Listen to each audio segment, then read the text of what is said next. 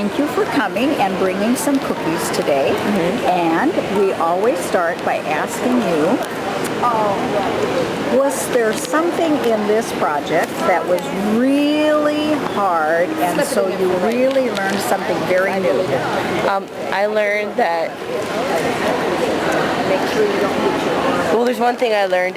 You want to mix your sugars up with your wet ingredients before you put it in with your dry ingredients, or else it'll turn out too dry. And I also learned that if you want to use whole wheat flour, make sure you use half all-purpose flour and half whole wheat flour. Why? I don't really know. My mom never did tell me. She's just like, okay, and she helped me a lot with this. Good. You're lucky. You're lucky you have a mom that can help you with it. And you know, sometime you might just experiment and see what would happen if you used only whole wheat flour. Think about what it feels like. Think about what the flour does when it's in the cup, and that might help you kind of think about what would happen to it. Okay. So what was the best part about making your cookies? Getting to eat them afterward and having my friends eat them and compliment me on them. Doesn't that feel good? It really does. And that's one of the reasons I like to cook. I have a sister who says she doesn't like to cook because it takes her so long and then it's gone immediately. And I always feel that's a compliment. If it's gone immediately, that means it was good. And that's why I cook. Well, let's go ahead and look at your recipe and see what kinds of information you shared. This is the original recipe. This is the altered recipe. Okay, and you know what? If you tell me that by writing it there, it's going to be easier for me, because if you didn't come to interview Judge, I wouldn't know that. And so it's really important to make sure that your recipe is complete. So we're going to look at our first recipe, which is very basic, with flour, soda, salt, shortening, or butter. And did you use butter or shortening? I use butter. All right. Some sugar, two kinds of sugar, regular sugar or granulated, and brown sugar. Brown sugar really adds a lot of extra flavor too. Vanilla, 2 large eggs, and then your 12-ounce package of semi-sweet chocolate chips. And you changed it by, instead of putting all-purpose flour, you put in half wheat flour and half all-purpose flour. Why'd you decide to do that? Because I wasn't sure if it would taste good or not, and since this is my first year, I figured I wanted to do something small instead of doing something big and then maybe not getting a very good ribbon on it, and then I could learn from this, and then next year I could do something more bigger. All right, very good. And why did you think it might be okay to change the kind of flour versus, let's say, putting in, instead of vanilla flavor, putting in butterscotch flavor? Why do you think you might change the flour instead of the flavoring? Because the flour it has more grams of fat, and it's healthier if you use wheat flour instead of all-purpose. And to just change the flavoring isn't really much of a change, is it? So you really wanted to learn something, and that was a good way to do that. So then at the bottom you told us what your learning statement is, and you said, I learned to put half regular flour and half whole wheat flour so that they taste good. Now, do you think the flour really changed the flavor, or did it change the texture, or did it change the nutrition? I think it changed the nutrition. Yeah. And so instead of using the word taste good, maybe say tasted better and improve the nutrition. That would be a very specific kind of statement, and that's what we like to have. Now, there's one other thing that I don't see on your recipe. I don't know what to do with those things. Do I just dump them all in the bowl? I was wondering about that too, because I was given the recipe, but it didn't give me any directions, and I was like, wow, oh no. And so my mom just helped me with it, and she said that, she's like, okay, well, and she makes really good cook. She's a good cook, so she can. So probably what you need to do is, before you write this out to put it in your file to keep, you probably want to go ahead and add the directions. Because the directions are an important part of the recipe, and you also want to tell us about how many cookies this makes. Because then if I'm making them for company, I'm going to know if I need to make 2 recipes. So along with putting the words over here that say include the name, I'm going to put must include the directions. Now I get to kind of play with the cookies now. And the first thing I'm going to do is I'm going to just kind of play with them. I'm going to stack them up and I'm going to kind of look. If I turn that plate and I go around like this, are they all pretty close to my finger all the time? Are they about, oh look, this guy's hiding. He's a little bit smaller, isn't he? Yeah. So when I put him back out like this, I can look at these and I can say, boy, these two cookies over here are really a lot alike. They're about the same size, the same shape, and look at how nice and brown they are. Then I can turn it over here and I can say, boy, these two cookies really look a lot alike. Now, if I knew in my recipe that I made 2 dozen cookies, I could say, these are my cookies. Don't touch them till I find 4 for the fair. And so then I could That is what I did, actually. Good. Because they are your cookies until you get your 4. All right. And so then you can be very picky and make sure they're as close to the same size as possible.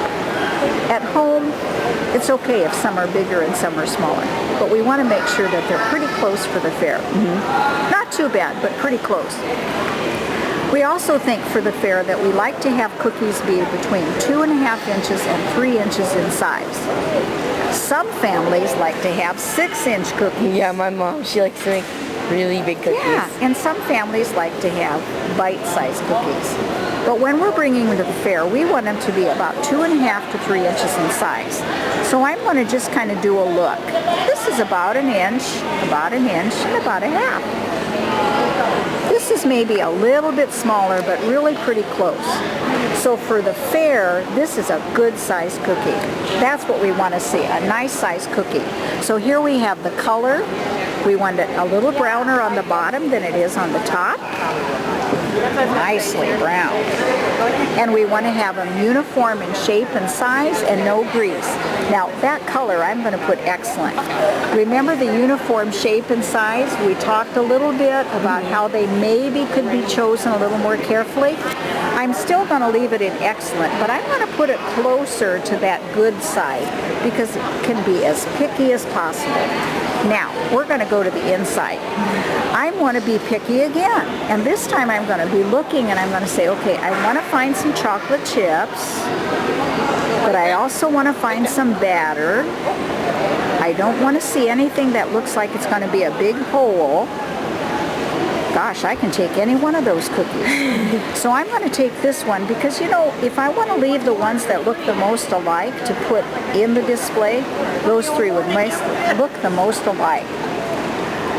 When you went to put this cookie on the pan, did you roll out the dough first? No, my mom taught me this scoop technique where you just take a scoop and then you kind of pat it down a little bit and then you just plop it on the... So it's called a drop cookie. And a drop cookie is going to be a lot moister and it's going to bend before it breaks. If I rolled out my batter into a dough, it would be crispy and it would pop. So over here when it says crisp, chewy, or soft, I'm going to expect it to be softer and I'm going to expect it to be chewier. So let's watch and see. Is it going to bend? Yeah, look, it is bending, isn't it? And then finally it cracks, and then we can see the inside.